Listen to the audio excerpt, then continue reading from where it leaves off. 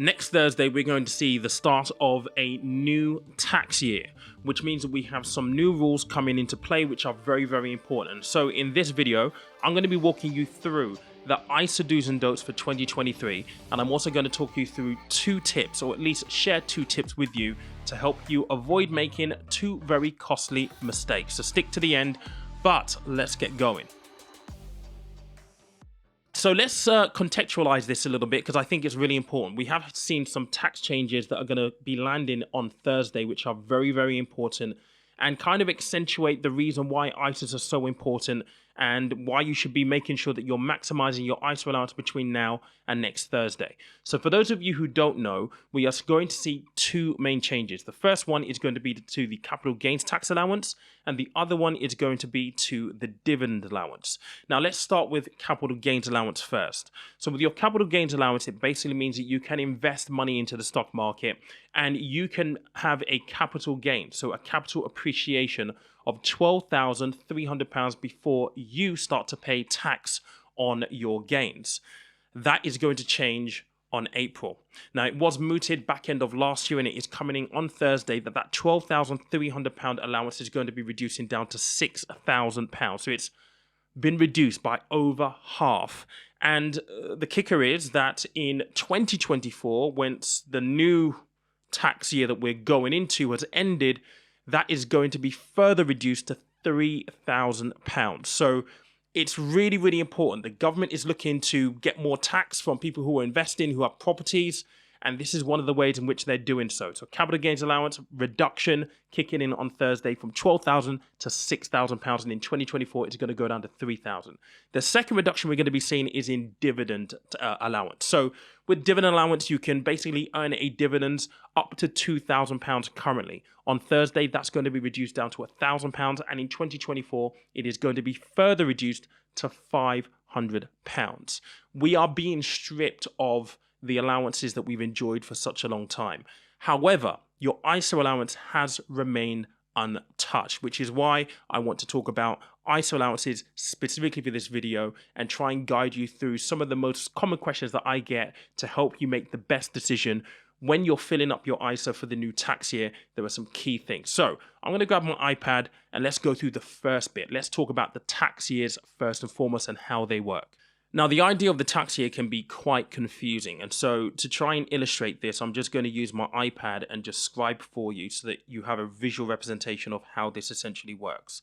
So the tax year each year runs between April the 5th and April the 6th. Now, currently where we are right now, we are on this side of the tax year. We're on this side right here.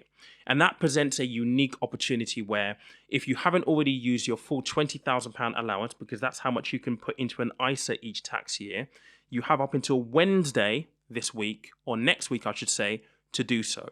And when the new tax year starts on April the 6th, you also have your new ISA allowance of £20,000 to max out and utilize.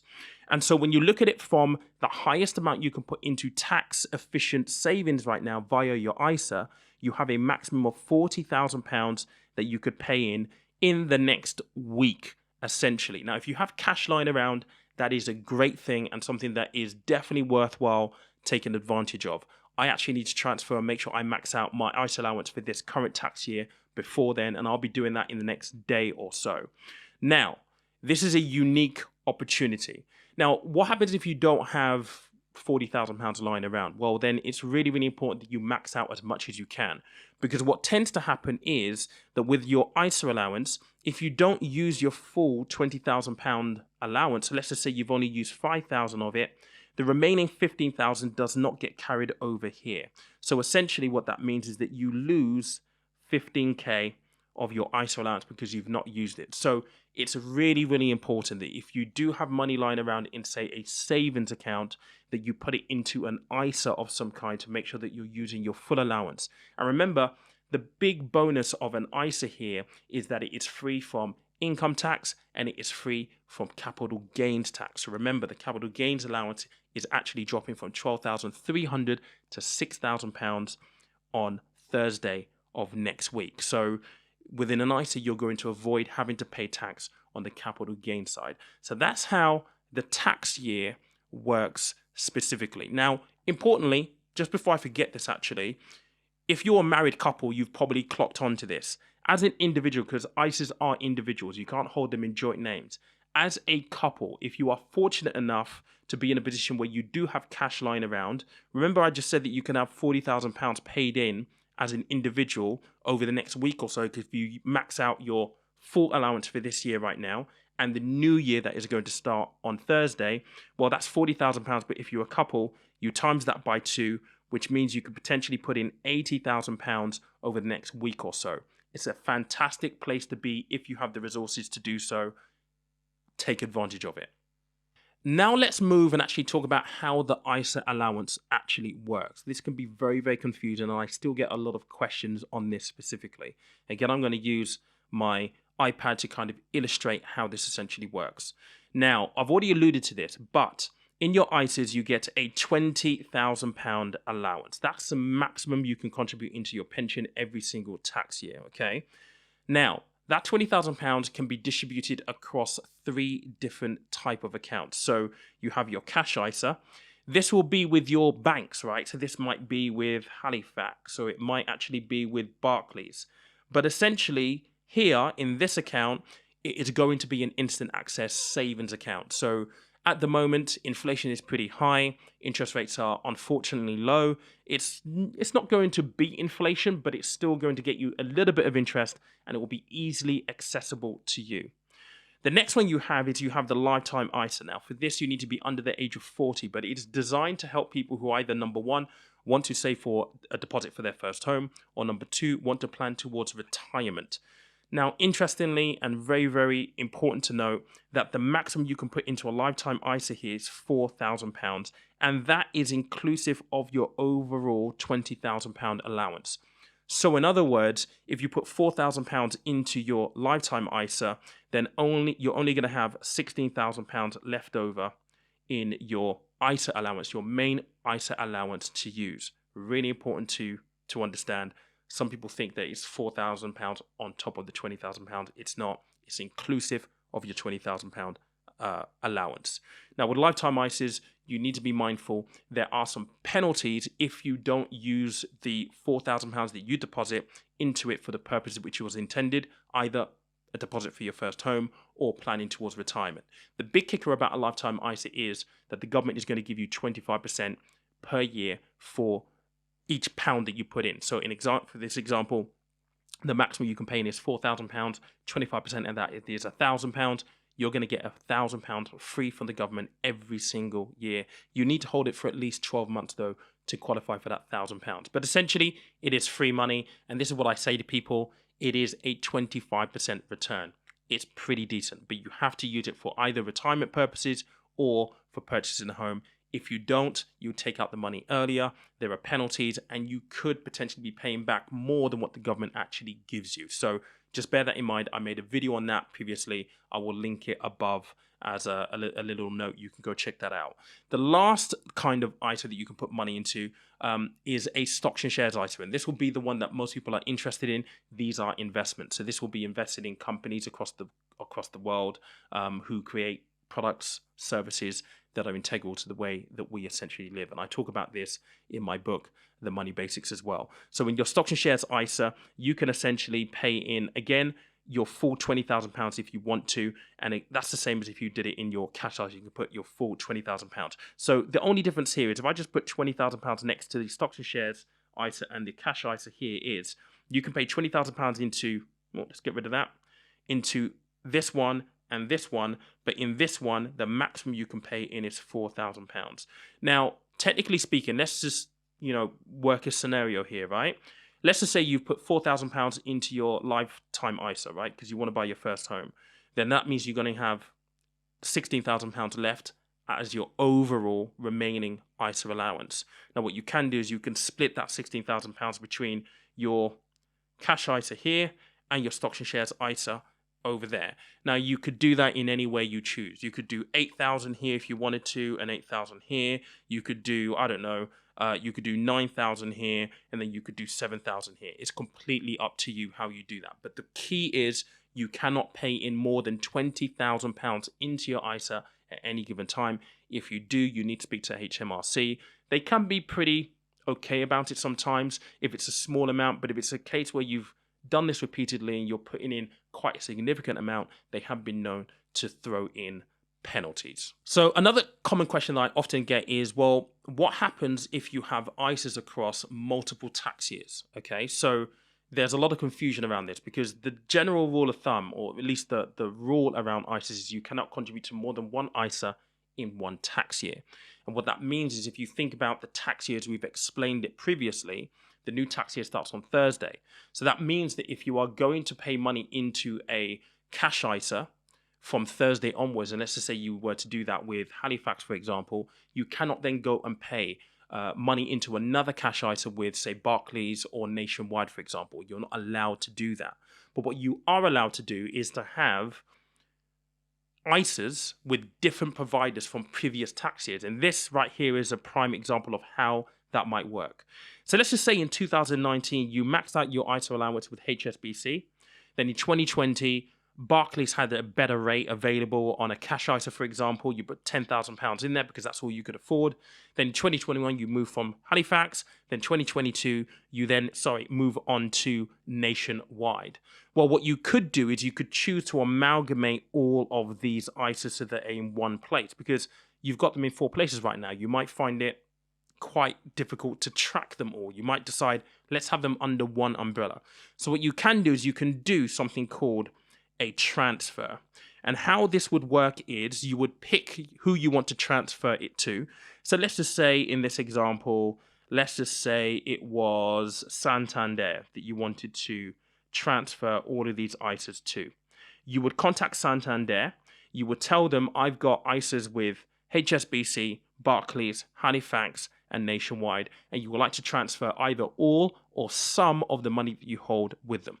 What they then do is they will apply to each of these banks and they will then ask for the money to be transferred over. So you get all of the money, which totals what here? 30, 45, 55,000 pounds in this example into the one account with them right there. It is very, very easy to do. All you need to do is fill in a form. And they have 30 days, around about 30 days to complete the transfer for you. It should be pretty seamless. Now, I've used this with traditional banks, right? So assuming you had a cash ISA, it works exactly the same if you have an investment ISA with, say, I don't know, Vanguard or Hargreaves Lansdown or Moneybox, with any of the investment providers. The process is exactly the same. You find out who you want to transfer your ISA to, and then you instigate that transfer via that person by completing a form. It's very, very straightforward from there on out. I think I've covered everything that I need to on there. Please let me know in the comments if you have any questions. People often get confused about how this all works, and I hope this is as clear as possible. But what I want to do now is I actually want to move on to 2 things that I think are really, really important for you to just bear in mind. So, and these are tips, right? Oftentimes people, they are reticent to use their full ISA allowance because they think that they have to be able to make a decision. And this is particularly true when we talk about stocks and shares ISAs. So ISAs that are going to be invested into the stock market. People may want to take a little bit more time to do research, may want to take a little bit more time to make that decision as to whether or not they want to invest and what they want to invest in chiefly. Now, the good news is you don't have to make the decision on day one. Okay, so as long as you have money into a cash ISA, or by the end of this current tax year, you can make the choice of transferring it into an investment ISA later on. The important thing is to put money into your ISA so you're making sure that you get it into a tax-free environment where it's free from capital gains tax and it's free from income tax. That's the most important thing. So don't feel as though you need to know everything. You need to have the decision locked down immediately with, I'm going to invest into this Vanguard fund or that Vanguard fund, or it's going to go into these number of stocks. No, you don't. The key thing is, if you're unsure, put it into a cash ISA. You can then do a transfer into a stocks and shares ISA a bit later on. That is completely within the rules of ISAs. The second tip that I want to give you, and this is going to be for parents. So if you have kids, your kids also have an ISA allowance. It's £9,000. So just a little under half of what your adult ISA allowance is. Now, a lot of parents don't necessarily understand this, or at least they miss it perhaps. And they miss it because they are very, very reticent of this one fact that is true with junior ISAs. With a junior ISA, your kid is going to take ownership of that money at age 18. And that spooks a lot of parents out because they're like, well, we don't know what the kid's going to turn out to be like. What if they go and blow it all on booze and whatever, right? And that is very, very true. It is a valid concern that a lot of parents actually have. Now, in my experience, if you're going to do this for your child, it is really, really important that you start to have money conversations. You can do a junior ISO, I should say, without having conversations with your kid about what you're trying to build for them and the fact that you want them to use it responsibly. But it's counterintuitive. It's more likely that your kid will just blow the money. And if you really want them to put it towards good use, maybe for, purchasing their first car, or even better, getting on the property ladder, it's very important to have those conversations early on. So you're introducing financial education into your household with them, with your child from a young age. The great thing about junior ISA is you can pay into it. Uncles, aunts, grandparents can also pay into it as well. And it is a nice way for you to build up quite a bit of cash for your kid, especially if they're very, very young. So if they're like 1, 2, 3 years old. I mean, that gives you an 18-year time horizon.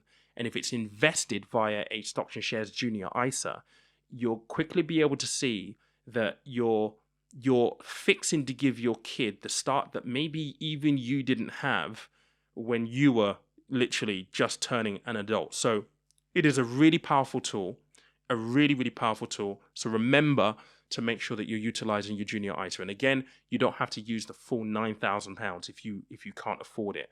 The key is put as much as you can into it because that money's going to be there for your kid later on in life. We've covered quite a lot in this video. I hope you found it really, really useful. If you do have questions down below, leave them in the comments. I will make sure that I cover as much as I can. On Monday, you're going to see another video. We're going to be talking about ISAs specifically, and I'm going to be talking to Invest Engine. They have an offer which you may find really, really interesting, so make sure you dial into that. But in the meantime, have a great weekend. I will catch you next week.